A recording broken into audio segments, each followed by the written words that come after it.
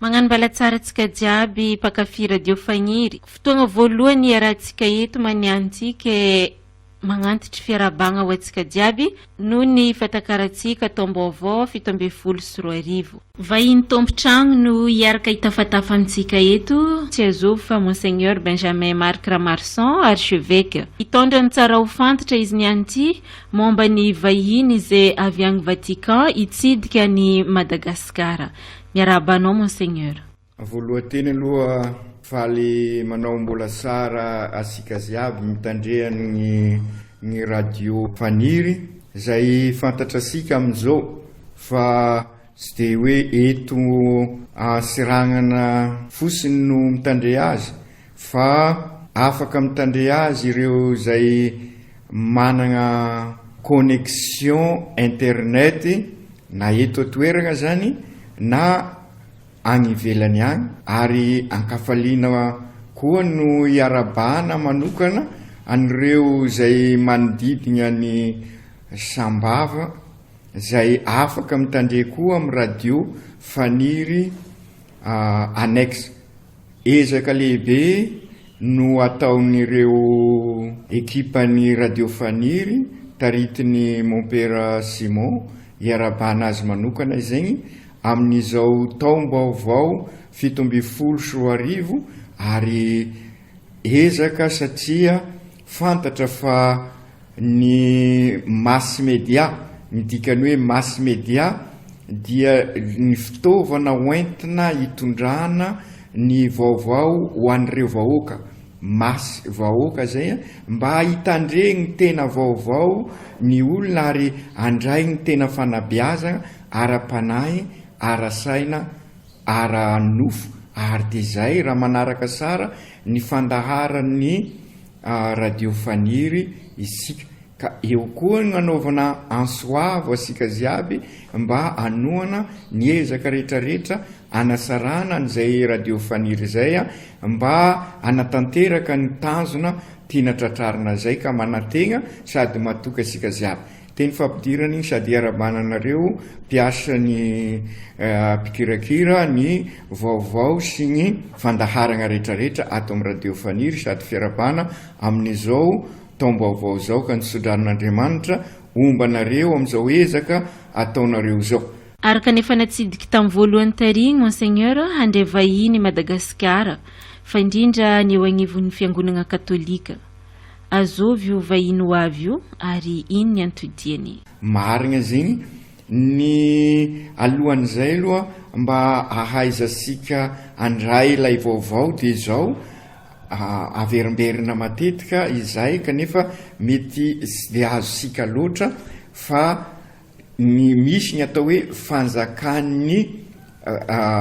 cité ny Vatican ny Saint-Siège zany misy ny papa ny ao Roma zany hoe lay tanàna ny Vatican dia tena firenena maleo tena zay hoe cité du Vatican izy eliely fa ao zany misy ny papa ary dia maleo tena tanteraka état du Vatican no ansoina azy dia io zany ny papa ny filohany ka nanomboka tamin'ny 1967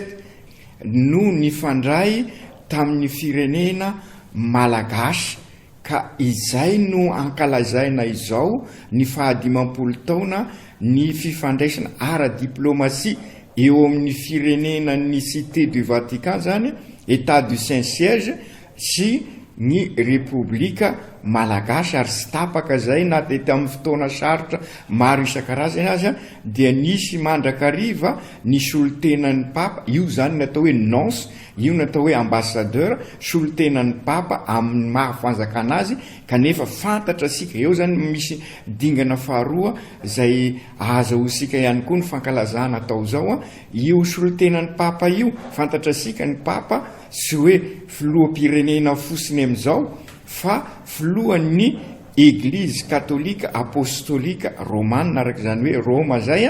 ka amin'ny mahafilohan'ny église apostolique romane azy koa de inonsy ny solotenan'ny papa eto amintsika ka izy ary no vahiny ho tonga. Ny vahiny ho tonga dia sy iza fa ny kardinaly Parolino iraky ny papa, izy ny secrétaire d'État, zany hoe raha mpitoviana amin'ny asika ty zany dia ny premier ministre, zany hoe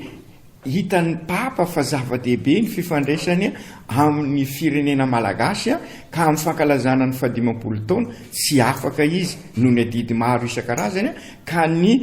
faharoa ama fanjakana azy zany dia misy ny premier ministre, dia misy ny ohatra zao hoe tantam-bola araky ny anarany efa nilovana hatramin'ny voalohany, ohatra zao ny mikarakara ny mission propaganda fide, izay ny mikarakara sika ty manokana, dia io koa misy kardinaly koa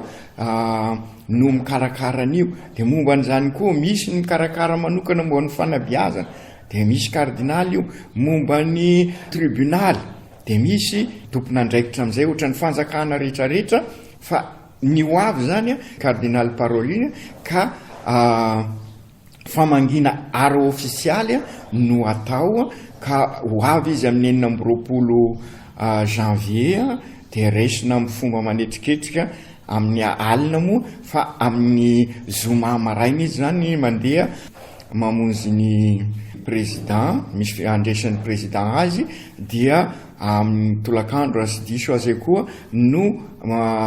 mandeha any amin'ny premier ministre izy ny sabosy miaraka amina eveka, ary dia misy fitokanana ny tranony ny eveka amin'io, ary dia mety misy programme hafa, fa ny tena ivony fatongavany zany sy hoe fazakana fosiny fa amin'ny mahasolo tena ny papa mamonjy aty dia ny fankalazana ny eucharistia manetriketrika ao Mahamasina amin'ny alahady 20 janvier. Dia 30 izy manao conférence justement zany miresaka hoe ny fifandraisan'ny Vatican ara-diplomatie,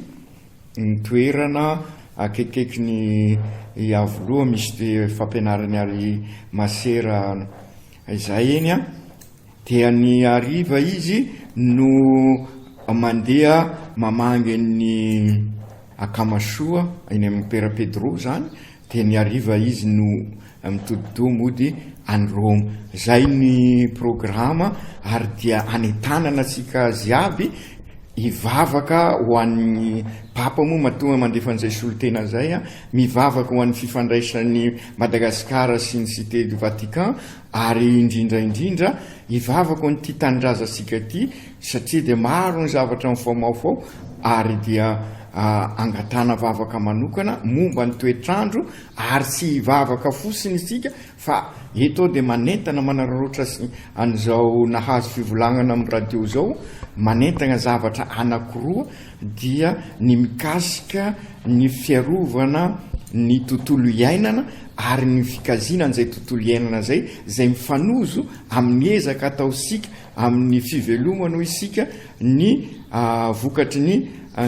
taona ny famindrapo, ka manentana dia manentana sika voalohany hiaro dia hiaro ny tontolo iainana, ary hiezaka mafy dia mafy isika amboly azo, ary dia mifagnaraka ihany koa amin'izao 90 taona ny diocésika izao, ary anao zay avita maro kokoa ary hiaro zay efa nataosika. Dia ny tiako afatra faharoa, satria efa nomboka ihany koa ny ezaka ny kare, ary ao anatin'ny ezaka ataosika eto amin'ny diocèse amin'ny fandraisana tagnana, dia zinona zay fa manentana sika ziaby hiatrika ary hirosaka amin'ny asom-pinoana na ny dîner du culte, mba ahafahasika miatrika n'ireo adidy rehetrarehetra amin'ny maha-katolika sika. Zay le dikany hoe asom-pinoana, manome ny asy ny finoana katolika aho mba ho amasin'ny eglizy amin'ny alalan'ireo fanabeazana, amin'ny alalan'ireo fampianarana, amin'ny alalan'ny indrindraindrindra ny sakramenta. Ka ireo zavatra anankiroa ireo no anetanako asika be dehibe amin'izao fotoana andresako fitenenana, satria tonga eto ianareo mpiasan'ny radio, zany hoe amin'ny alahady ho avy zao miombavaka isika amin'ireo izay any Antananarivo. Ny tenako moa zany ny solotena sikany dia avy eo ny fikazina sy ny fikarakarana ary ny fambolekazo ary ny fahatelo ny asom-pinoana dia misodrano asika ziaby ho taona masina tokoa ho taony zina ity taona 17 ity atao fao zay satria ny solotenan'ny papa no mamagy asika.